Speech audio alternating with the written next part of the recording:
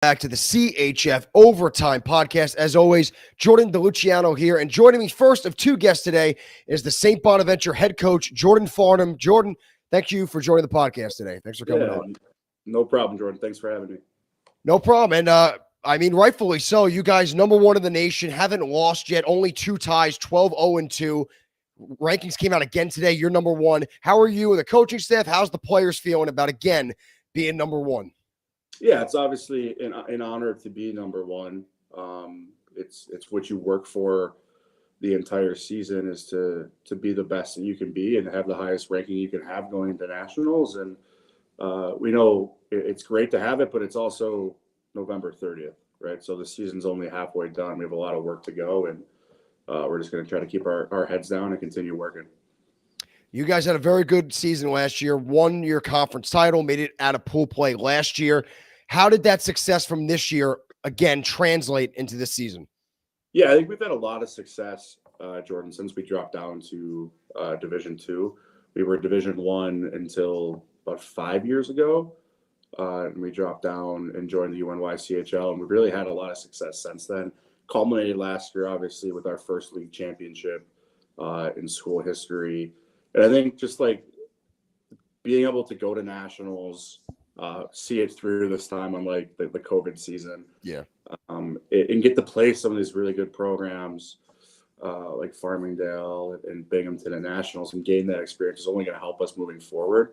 We lost about 8 guys last year, wow. Including a lot of our senior leadership. But we have such great leaders that like a guy like Brady Fitzpatrick and Owen Hughes and Aiden Jones, like they just stepped in and kind of taken over that role and have helped grow this program to where we ultimately want to go. You mentioned great leadership on the ice, replacing some key figures from last season. But what is the structure of this Bonnie's team that has led them to this point again? It's very similar to last year. How do you guys go about your game style? Yeah, I think it's a couple of things, right? We have a pretty good scheme, right? Everybody buys into what we want to do. I think for most kids that go to college, it's tough that first 1 or 2 years to really readjust, because you can come from high school and be kind of your guy in high school hockey or junior hockey, and you come to college and it's just not the same, right? So I think our scheme is really good, and we've had kids that have bought into what the roles that they've been asked to do. And there's no better one than that than our 13th forward, Nathan Sopko. I mean, he really is a guy that is asked to really just kill penalties and puts his body on the line, and everybody loves that, right? 2, I think it's a lot of guys, like it's really a brotherhood, right? We throw around the word family and brotherhood, and obviously being Franciscan, that means a lot to us, but they don't take that lightly. I mean, these guys are together nonstop, 24/7, whether it's at the rink, off the ice, in the classroom, in the library, on the weekends. Like, they're always together. And 3, it's just the players that we have, right? Like, our staff can draw up the X's and O's the way that we see it, but it's like you have to be able to execute that, and you have to have the players that when things break down, they can be creative and really make something out of nothing. And I think we've been lucky and we have that. I mean, we have some very talented players. Yeah. Some that you guys know, some that kind of haven't gotten their chance to shine yet, but we really have 30 guys that we feel like at any given point can break a game for us. You mentioned that talent, and something that sticks out is that top line. I spoke to Owen twice. You have a rookie in Michael Robinson that has been playing very well alongside Owen. Owen told me they played high school hockey, I believe, together. Yeah. Just speak to that line's success and how much that has driven you guys forward this season. Yeah, we made the conscious decision this year. We felt like we had 4 guys coming back up front that kind of carried the load for us last year, and we wanted to break them up. 3 of them had played together all of last season, with that being Spina, Kernitz, and Mego. We wanted to kind of break those up into 2 and 2. So we put Mason with Owen, and they've really just clicked from the jump. They're both guys that like to have the puck on their stick, like to look to distribute. Both have really good shots. And Mike has really come in and been a vital piece to that, where he's able to find the soft area. And both those guys are so talented, they can get him the puck. So they've really gelled really well. I mean, they have 93 points now in 14 games. I know, it's insane. Another team in the country that has that. Yeah. And I think they're starting to get the recognition that they deserve, right? I think that's part of what's driven this team, if we're being honest, is we were ranked so low last year. And everybody kept saying we didn't play anybody and blah, blah, blah. I think now people are realizing like how deep the UNYCHL really is. Yeah. I mean, look at the top 3 teams. So like, it's not even just us. Yeah, it's not even just us, right? It's like everybody else in the league is starting to get their shine a little bit too. But it's good to see our guys kind of step up and lead the charge for that. Sticking with that lineup, you have a new goaltender, Kyle Karaleski, right? Mm-hmm. New face from last year. How has he settled into 11 games played opposed to Cal Patton's 2? So Karaleski is taking the reins as the number 1 starter. How has he settled into that role considering being a new face? Yes, they both are new faces, right? Okay. So we graduated all 4 of our goaltenders from last year. Wow. So we have the 2 freshmen. Obviously, Kyle is taking the load a little bit more than Kale has, but that doesn't mean that we don't have the trust and faith in Kale, and he's going to continue to grow and get in the lineup a little bit more. But Kyle's been unbelievable for us. He's a kid that came out of junior hockey as a 21-year-old freshman, played for the Connecticut Chiefs last year in the EHL, kind of fell into our lap last minute. We were kind of scrambling to find some goaltending in May, and it was just a perfect fit. He's been great with the guys, and I mean, we wouldn't be undefeated without him. He's stolen a couple of games for us where we just haven't had it offensively. So he's been a great fit, and just, I mean, every good team's got to have good goaltending, and we feel like we have 2 that we really can trust. So now, not past weekend, Thanksgiving weekend, most teams are on the break, but the one right before that was that Elmira tournament, which you guys swept the way. What was something you guys emphasized going up against 3 top 10 teams in the country, and you guys going 3-0? What was something you guys really pointed out that you wanted to emphasize? I'll use the word again. Yeah. So our big emphasis coming into the year is we wanted to increase our strength of schedule, right? We heard what the CHF told us, that last year our strength of schedule was what held us back. So we played Georgia the first weekend of the season, and then we wanted to get these Empire teams on our schedule. So being able to go to Elmira, it was more of like a strength of schedule play in terms of going into the actual tournament and going into each game. Like we just try to take things day by day, right? Like we really feel like if we play the way that we want to play and play the style that we want to play, we have the horses that we're going to be able to execute, and we're going to be able to get good outcomes. And it's not a knock on those teams. Those are 3 really good programs, very good programs. I mean, Farmingdale's been at the top of club hockey for a long time. Quinnipiac's very good.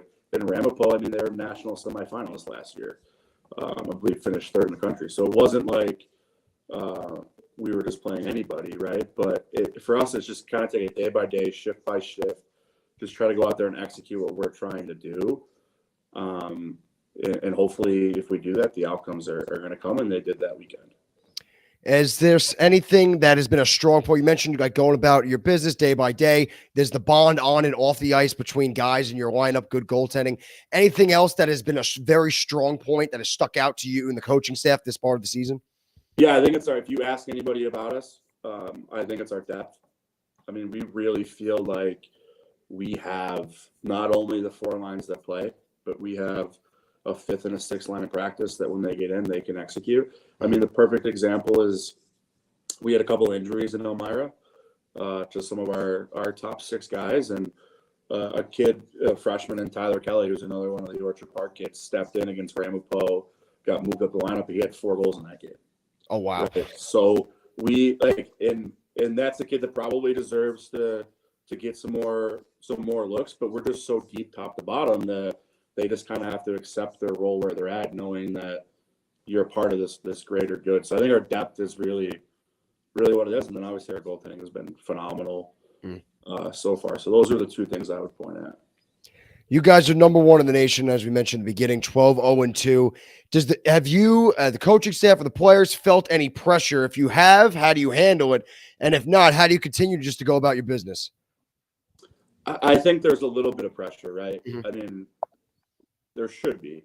Yeah. So we always talk about how last year coming in as such a low seed, we were the hunters, right? We were the ones that nobody was really looking at. We could go in and we could just play our style and try to catch somebody off guard, right? Now we're the ones being hunted.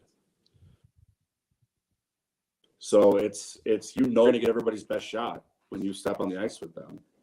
And for us, like, that's been the mindset is, hey, we're ranked number 1. That's awesome.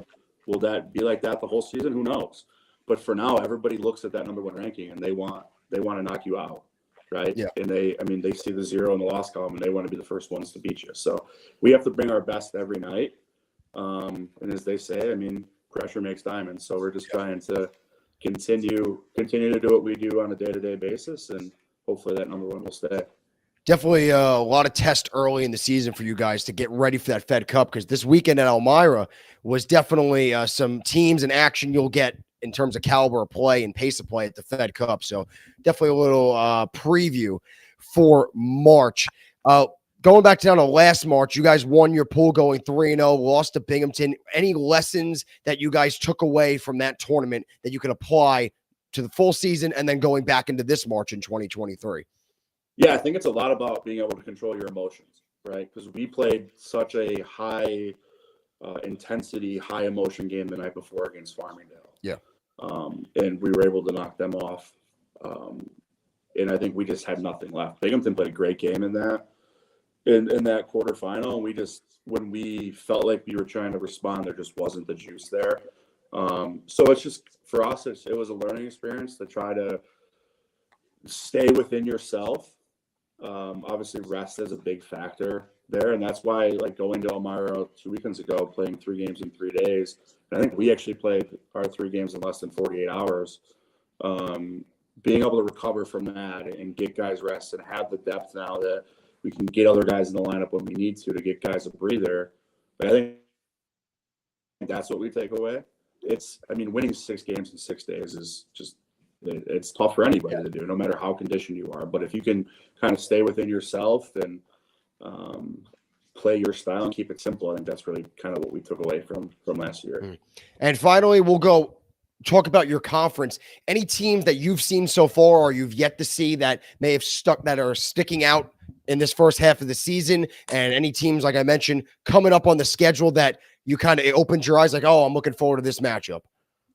Yeah, I think you kind of mentioned earlier, right? The UNY CHL has the top 3 teams ranked in the country at the moment. Yep. With ourselves, Niagara, and Binghamton. So we've had the privilege to play both those programs once already. I think just what Sean Casilio has done with Niagara in the 2 years that their program's been around is unbelievable. To have them where they're at number 2 in the country in year 2. He's done a great job, and Binghamton's always been a powerhouse, right? I mean, they were the national finalists last year. Didn't go their way against Babson, but to see what those guys do without having a coach, and it's all student run, I think that's commendable for them. I think, and then you get Cornell. Like, we haven't played Cornell. They're not on our schedule, but I think they opened some eyes too at Elmira. I know they went 1-2, but they beat a really good Quinnipiac team. They're really good. UB has bounced back this year. They're in our division, so we played them twice. They're solid. You get like teams like Cortland, who I know you saw early on when they came down to the island and played Farmingdale and Fairfield. They're much improved from last year too. So we really just feel like the depth in our league has really risen to where we want it to be. And then for us, we have 2 matchups. The first weekend of February, we host Niagara and Binghamton back-to-back days. So that's kind of the weekend that I'm sure people have in the UNYCHL have marked on their calendars. But like I said, Jordan, we just try to go day by day. Try not to look past anybody because we know we're going to get everybody's best. So once again, joined by head coach of St. Bonaventure, the number 1 ranked team, St. Bonaventure, Jordan Farnham. Jordan, thank you for joining the podcast. Good luck the rest of the way. All right. Thanks, Jordan. Thanks for having me. No problem. Have a good one. So again, Jordan Farnham from St. Bonaventure, jumping onto the podcast, talk about his number 1 ranked Bonnies. After last year, he mentioned like they had a very good record last year, Bonaventure. They won the upstate title, but the strength of schedule he talked about was something the CHF told him was a reason why. I think they were ranked 14th going into the Fed Cup. So they didn't get much recognition, like as like similar to a team like Babson, which we're going to find a little bit more about in a second. And then when they went into nationals last year, the first 3 games of pool play, I believe they put up at least 7 goals in all 3 games, including the winner against Farmingdale to beat them 7-5. And now they're taking that success from last year and carrying it in to this year. But the most successful team last year was Babson College. And joining me now is the starting goaltender, Tim Carpenter from Babson College. Tim, how you doing? Not so bad. How about yourself? Good, Tim. Good. I haven't seen you since nationals when the whole team rated the show when you guys won. Sorry about that. Hope we didn't break anything. No, you guys are good. Everything was all equipment was good. It made for a good, entertaining championship show. That's what I wanted. I didn't expect the full team. I was walking down from the commentary booth and I walked past a parent and I was talking to him. I forgot what parent it was. I'm like, can you get me like 1 or 2 guys? I'm like, let them celebrate. But then like, if there's 1 or 2 guys, get them for the show. And then all of a sudden, like 10, 15 minutes later, the whole team cut the corner. And I'm like, whoa, this is hysterical. Yeah, I think it was my roommate Jake's dad, actually. Okay. He's an absolute character. But yeah, he came to grab me and everyone just decided we're all rushing down the hallway. So good. Rightfully so. The whole team showed up. Yeah, that was good. That was a good one. So, Tim, before we get into Babson, any Fed Cup stuff, goaltender, one of the most stressful jobs in all of sports. How'd you get into hockey? What got you in the pads? Yeah, so my dad got me into hockey. He would throw me on the frozen pond out back when we lived in Indiana, and I would bawl my eyes out. They finally put a hockey stick in my hand, and I stopped crying. So after that, it was just, I guess, made sense. But as far as goalie, it was complete luck. Again, just threw me in the net, and I seemed to like it. Yeah, I think my parents weren't happy with that decision long term, but I absolutely love it. So, yeah. So they just forced you on the pond, and then eventually you got a hockey stick and they calmed you down. Yeah. How old were you? Did you say how young? There I would have been probably like 5 or 6. I was pretty little. Oh yeah, pretty young then. And then by like accident or coincidence, you wind up in the goalie gear. Yeah, I mean it was Pee-wees when everyone got 1 game during the year, but after like second or third game was my shot. And I mean, coaches seemed to think I liked it. I think they were wrong, but they just made me stick it out. Yeah. So you didn't like skating at first, and then you didn't like playing goalie at first, but yet here you are. Yeah, you got to persevere. Yeah, weird how it works out. So you wound up now at Babson College. What brings you to that Babson College school? Yeah, I mean, it's a pretty elite school. Everyone who graduates here graduates with a business degree. So that was something I was super, super interested in, and I wasn't willing to compromise academically when I was looking for schools. I'd never really been to Boston before. My 2 junior years, though, I spent on the East Coast in Long Island and then Philadelphia. Okay. So I was comfortable out here. So when Babson said that they were interested, I couldn't really say no. Oh, nice. Well, you said you spent a year on Long Island? Yeah, right in Syosset. Syosset. Okay. Oh, nice. That was where the old Islanders practice facility is. So I used to go to what's it called? Summer skates at Syosset when I was younger. So I knew the area a little bit. I don't know. Did you skate at that rink? That rink is not in great shape right now. No. I forget what rink we skated at. It was just a local one. Okay. Yeah, because that Syosset rink they practiced at years wasn't ideal, but now they're at Eisenhower Park. But that's besides the point. So let's go back. We'll go back to the Fed Cup because I've been trying to get a Babson guy on there on the show because you guys won the thing. And then I guess just scheduling a couple of weeks ago with one, and then the player of the month stuff started. So I had to push it back. But you guys go 6-0 at the Fed Cup, win the whole thing. Yeah. 6-0 in the toughest tournament of the season is hard to do. How'd you guys manage that? I mean, we kind of went in, we had the expectation that we were a good team, but we really didn't know how good we were until the end of pool play. We kind of looked around. So I think it was kind of because we had a lack of expectations, just every game we were going to play our hockey. It's gritty, but it's fun hockey. And as long as we did that, we were going to be in every game. And I think that's kind of exactly what happened. Game 1 through 6, we just stuck to the game plan. And now game 1 through 6, you're a net for all of them. You played a stellar tournament. You wound up winning goalie of the tournament. How do you stay locked in 6 days in a row, 6 major games in a row? I think I missed most of the question. I think I got the end. Just how do you stay locked in? Yeah, stayed locked in for all 6 games, specifically you, because you're a net. Yeah, it was pretty consistent routine. Our hotel was in a great spot. Just had a couple of restaurants across the street. So since nothing else was around, you couldn't really get into trouble. So we just go back to the hotel. We'd watch game film, which is just all of us watching our highlights. We do some ice baths and get to bed early. Like it really was. Doesn't sound glamorous, but it was just every single day consistent. And now head coach Matt Baldino, a tough guy to, I guess, get a smile out of. Very stern, to the point guy, but he's doing a great job at Babson. What did he tell you before that championship game, and what did he tell you guys after that championship game? Yeah, if you remember. I mean, me in particular, he just always tells me, just why don't you stop the puck? So same advice the whole season. Straight not to a bully guy, I don't blame him. But before the actual Nationals game, the exact line he used was a bunch of misfit toys. You know, we're all guys, probably 5 or 6 of us have been cut from the varsity team. Guys who just their junior careers didn't go the way they planned. So we really felt like we were those guys who just got brought together by pure coincidence, and we had a point to prove. And I think to this day we still feel the same way. So, yeah. And then afterwards, you guys get the win. What was it like in that locker room? Whew.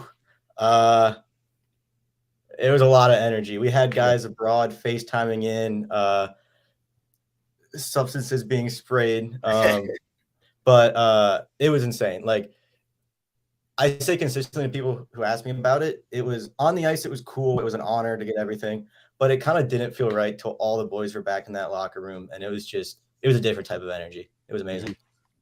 You know, you definitely brought the energy afterwards when you guys came out. It was definitely a good interview. You guys were definitely ready to go. What is this year? You guys are off to a pretty good start as well. 9-4, number 7, ranked in the CHF. Very similar to you guys were last year. So same old in terms of that. But I know off the top of my head, one key loss. Nate Altoff was the captain. He's graduated. What is the difference between last year's Babson team and this year's Babson team, as well as ONLX? Any similarities? Yeah. We really didn't have a ton of turnover player wise. Graduated, I believe, 4 seniors. All of them starters, all great players, but we have such a huge influx of freshmen. I mean, our available roster is up to 40 guys now, so it's definitely a lot more competitive just of who's going to get in that lineup. But I would say the mentality is still the same. You know, we joke around, we're not skill guys. We're pucks off the glass, get the puck in deep, and that hasn't changed. You know, we're playing the exact same style of hockey, even if there's a lot of new guys in that lineup. So you mentioned what you see up, what you got pucks in deep, chipping off the glass. I mean, you're just in net, so your job is to, quote, head coach, just stop the puck. Why don't you? Yeah. But what do you see from those guys, the 2 guy defenders and the forward group in front of you, that has led to this success? Yeah, I mean, since day one, the one question we've never had is my decor. I'm so lucky to have those guys in front of me. Whether it was Maloney, our senior last year, who probably should have been the guy who won MVP, or now Hazy, Stu, Uli. We have so many guys, Scopes. Like it's top to bottom, just an amazing decor. And so the concern in the defensive zone is never there. And once you get the puck in the other end, like all our talent starts to show because it is there. It's just kind of we're strong on both ends, and if we can get the puck in the other end, you know, it's hard to get the puck back out if you're the opposing team. Yeah. So last year, you guys were the unknowns going into the Fed Cup, wind up winning it all. Now you guys are the top dogs. How do you guys handle that transition from the unknown to now the guy? Yeah, I mean, I think most people can see it coming. It happens in every sport, like the Super Bowl hangover. I do think there was, especially first couple of practices, we had to get back in the mindset of like, every single game is going to be a battle. But I think we're back there now. And the underdog mentality worked so well for us last year. You know, now we're down at number 7, despite having a couple key losses. We've also had some huge wins. I think we still feel like we aren't getting noticed enough. So it's just always that mentality of like, got to prove it to somebody. Yeah. Yeah. But it's tough, you know, when you guys are on a great run, then you have that tournament in Elmira with Upper and Empire going on. So that's going to take some headlines. But while that's happening, just like last year, all the noise is going on and then Babson's doing their thing on the side. But you guys last year kind of stayed in conference, right? For the most part, your games were in conference last year. Yeah. This year, you guys have wins against Fairfield and Niagara. I know you guys got Farmingdale at home later in the year. What's it like now this year, getting a taste of outside competition before you go into the Fed Cup? Oh, it's so much fun. Even besides what it does for us as a team and like builds us up, it's just fun hockey. You know, it's every game now, even as the goalie, I'm coming back, I'm sore, I'm icing something. It is just, it's great hockey. You know, we only saw that a few times last year because our schedule was shorter, stayed in conference.